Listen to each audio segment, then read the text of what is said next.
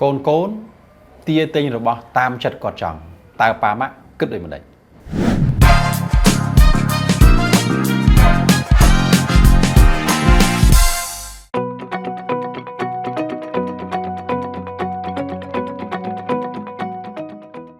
chụp điệp xua mày đa pa mạ tầng ở kia chụp chụp mùi khi nhom mà đón tiết là video thứ mấy cái phần thiên là bot than phiếp mũi đại côn tia tinh là bỏ để cọt chẳng bàn tam chật bỏ cọt đôi mình đạp hạt phò là bỏ pa mạ tệ ta pa mạ cất đây một đấy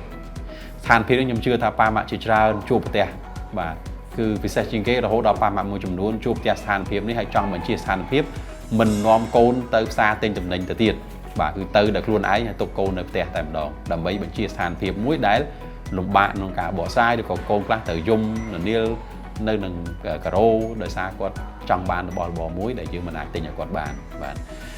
ba nhà ha chồng bông để thưa côn có mẹ làm bài nút hay tayจะ tia tinh ở đây để quạt trong bàn đòi mình bàn cất cu ẩm pi tập hộp thả về cá cục con là bảo phong đài ní cứ việc cá tránh pi sàn phiếu muối để quạt đăng thả phong đài miên thả về cá miên lưới để nơi xó hạt ấy bàn chỉ mình tình bỏ ngoài quạt để con mình bàn vô một đôi phía đôi tha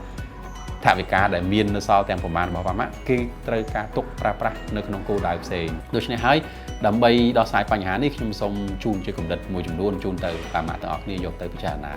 ទី 1 តើ ប៉ាម៉ាក់ ធ្លាប់ ដែល សាក ល្បង ប្រើ ប្រាស់ កញ្ចប់ ថវិកា សម្រាប់ ទិញ ឧបករណ៍ ផ្សេង មាន ជា សម្លៀក បំពាក់ មាន ជា ឧបករណ៍ លេង មាន ជា សៀវភៅ មាន ជា អ្វីៗ ដែល កូន ចង់ បាន ហ្នឹង ក្នុង មួយ ខែ ហ្នឹង មាន កំណត់ ថវិកា ដែរ ទេ ជា ចំណុច មួយ ចាប់ ដើម ដ៏ ល្អ បើ សិន ជា ប៉ាម៉ាក់ មិន ទាន់ បាន ធ្វើ យើងគួរតែអាចកំណត់ថវិកាណាមួយខ្ញុំឧទាហរណ៍ថាថវិកាចំនួន 10,000 រៀលក្នុងមួយខែសម្រាប់កូនក្នុងការទិញរបស់របរលេងឬក៏ទិញសម្ភារៈសិក្សាពេលនោះកូននឹងដឹងហើយថាគាត់នឹងមិនអាចទិញលើសពី 10,000 រៀលនោះទេបាទហើយនៅក្នុង 10,000 ហ្នឹង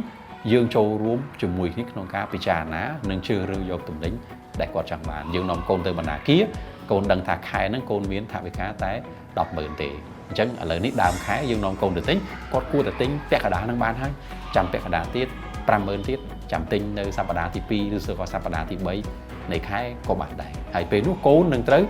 ដាក់ឲ្យក្នុងស្ថានភាពមួយធ្វើការគិតនិងធ្វើការជ្រើសរើសតើរបស់ណាដែលគាត់គួរតែទិញរបស់ណាដែលគាត់មិនគួរទិញនេះគឺជាអ្វីដែលប៉ាម៉ាក់អាចធ្វើបានទី 2 ត្រូវបង្រៀនកូនឲ្យយល់ថាថវិកាប៉ុន្មានក៏មិនគ្រប់ចិត្តចង់របស់មនុស្សដែរមនុស្សមានការចង់បានមិនចេះឈប់មិនចេះឈរទេថ្ងៃហ្នឹងបើយើងផ្ដល់ 10,000 ជូនគាត់នៅក្នុងការទិញទំនិញខែក្រោយបើយើងផ្ដល់ 20,000 ក៏នៅតែទិញមិនដល់ចិត្តរបស់គាត់ដែរដូច្នេះមនុស្សយើងត្រូវរៀនអំពីការបែងចែកធនធានដែលយើងមាននេះទៅតាមស្ថានភាពទៅតាមអ្វីដែលយើងត្រូវការទៅតាមលទ្ធភាពដែលយើងមានអញ្ចឹងបើសិនយើងមានលទ្ធភាព 10,000 រៀលក្នុងមួយខែឬក៏ 5,000 រៀលក្នុងមួយខែឬក៏ 10,000 រៀលក្នុងមួយខែគឺកូនត្រូវតែដឹងព័ត៌មាននោះហើយកូនត្រូវដឹងថាថវិកាផ្សេងៗដែលជាចំណូលរបស់គ្រួសារត្រូវការទុកប្រើទៅក្នុងវិស័យផ្សេងៗនៅក្នុងខ្ទង់ចំណាយផ្សេងៗទើបកូនគាត់យល់ហើយគាត់មិនសូវមានការពិបាកចិត្តឬក៏មានអារម្មណ៍ថាឪពុកម្ដាយមិនយល់ពីការចង់បានរបស់គាត់ហើយមិនទិញនៅរបស់របរដែលគាត់ចង់បាននេះគឺជាអ្វីដែលខ្ញុំអាចចែកលែកជូនប៉ាម៉ាក់បានបន្ថែមពីលើមកទៀតគឺប៉ាម៉ាក់ត្រូវតែអង្គុយពិភាក្សាជាមួយកូនឲ្យបានច្រើនពិសេសគេជំរឿក្នុងការទិញយើងអង្គុយឆ្លោះម្ចាំងជាមួយគ្នាក្រោយពេលដែលយើងទិញទំនិញហ្នឹងហើយតើយើងយករបស់ហ្នឹងយកមកប្រើប្រាស់បានយូរដែរឬទេឬក៏មានប្រសិទ្ធភាពឬក៏ដូចសប្បាយដូចដែលគាត់ចង់បានដែរឬទេជួនកាលកូនខ្លះគាត់ទិញរបស់ហ្នឹងមកយកមកដល់ផ្ទះគាត់ស្ទើរតែឈប់ប្រើវាទៅហើយដោយមិនទាន់បានប្រើវាផងដោយមិនទាន់បានលេងជាមួយវាផងគាត់ឃើញតែការតុបតែងបានស្អាតការតាំងនៅបានស្អាតប៉ុន្តែដល់ពេលគាត់ទិញមកដល់វាប្រើប្រាស់អត់បានល្អវាប្រើប្រាស់អត់ស្រួល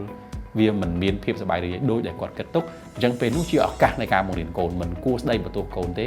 គួរតែយកឱកាសហ្នឹងមកអង្គុយនិយាយជាមួយកូនថាកូនឃើញទេពេលដែលកូនរើយករបស់ដែលកូនមើលទៅទំនោរប៉ុន្តែពេលកូនទិញមកដល់កូនមកដល់ផ្ទះកូនឈប់ប្រើវាបាត់ទៅហើយកូនលេងចង់លេងមួយវាទៅហើយតើកូនធ្វើម៉េចដើម្បីកុំឲ្យមានការខ្ជះខ្ជាយថវិកាបែបនេះទៀតអញ្ចឹងនៅពេលដែលគាត់ត្រូវការទិញទំនិញលើកក្រោយទៀតគឺគាត់នឹងយកបទពិសោធន៍ហ្នឹងហើយយើងអាចរំលឹកកូនចាំទេកាលពីលើកមុនកូនទិញរបស់ហ្នឹងទៅកូនទៅផ្ទះកូនឈប់លេងភ្លាមបាត់ទៅហើយក៏លេងបានតែមួយផ្លែត5នាទី10នាទីកូនឈប់លេងទៅហើយតើកូនគួរចំណាយថវិកាដើម្បីទិញរបស់របរក្នុងសន្តានបែបហ្នឹងដែរឬទេឬក៏គួរទិញរបស់ដែលកូនអាចប្រើប្រាស់បានយូរដែលកូននឹងអាចរីករាយនឹងប្រើប្រាស់ជាមួយវាបាន ច្រើនទៅពេលក្រោយទៀតនេះគឺជាអ្វីដែលប៉ាម៉ាក់អាចធ្វើបានដើម្បីបង្រៀនកូនរបៀបនៃការប្រើប្រាស់ថវិកាដែលមានកម្រិតហើយឆ្លើយតបនឹងតម្រូវការរបស់គាត់ហើយពេលនោះកូនយើងនឹងមានមូលដ្ឋានល្អក្នុងការចាយវាទៅថ្ងៃក្រោយគាត់ក៏នឹងមិនប្រឈមជាមួយនឹងបញ្ហាហិរញ្ញវត្ថុទៅថ្ងៃក្រោយដែរបើសិនជាគាត់ចាយវាដែលតាមអារម្មណ៍ចិត្តចង់របស់គាត់អញ្ចឹងទោះបីជាថ្ងៃក្រោយគាត់មានចំណូលខ្ពស់រហូតដល់រាប់ពាន់ឬរាប់ម៉ឺនដុល្លារនៅក្នុងមួយខែក៏មិនអាចឆ្លើយតបទៅនឹងការចង់បានឥតព្រំដែនរបស់គាត់ដែរដូច្នេះហើយយើងត្រូវតែរៀនការគ្រប់គ្រងការចំណាយរបស់យើងតាំងពីតូចទៅនេះគឺជារឿងដែលល្អបំផុតហើយជួបគ្នាត្រឹមប៉ុណ្ណេះសម្រាប់វីដេអូនេះយើងនឹងជួបគ្នានៅវីដេអូក្រោយសូមអរគុណ